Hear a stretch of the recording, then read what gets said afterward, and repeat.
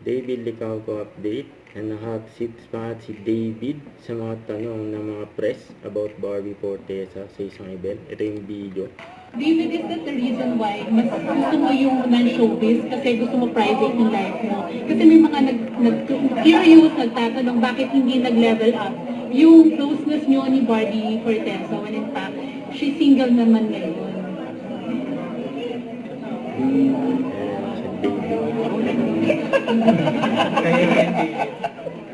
Sabi ko na eh.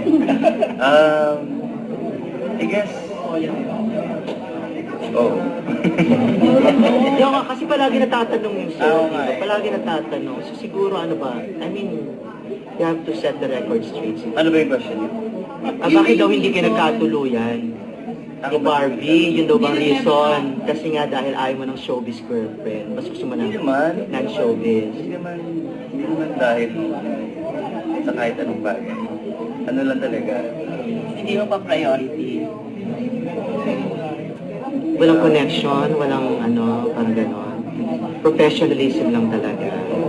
We're great friends. Pero okay kayo ni Barbie as friend? Kasi parang there was a time na na-issue na parang nagkaroon kayo ng tampuhan, hindi kayo nagpansinan sa isang event.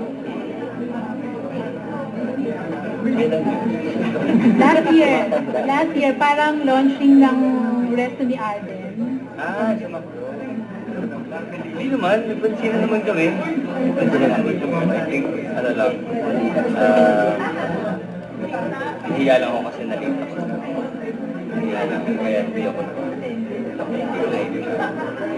David, Don't forget to subscribe, click the notification bell for my update. This is Richard the Action Live. Stay tuned for more videos. See ya.